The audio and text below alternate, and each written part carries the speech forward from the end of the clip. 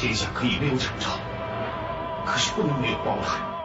大人在此，我哪能安心护卫？属下等3人确有抗旨之实，罪该万死，请大人明正典刑。但展昭将生平情故，再向大人请罪。皇上怪罪下来，我展昭一身承担。我等对不起大人。是非曲直，包大人自有公断。可是在此却由不得你任意诋毁包大人清誉。大人爱护属下，展昭视大人为父母。你再对大人无礼，休怪展某不客气。有我在，你休想同包大人一根汗毛。展昭本是贤明野恶之身，卖鬼地武将，偏偏贪图功名富贵，只想跟随包大人，为朝廷百姓做一番事业。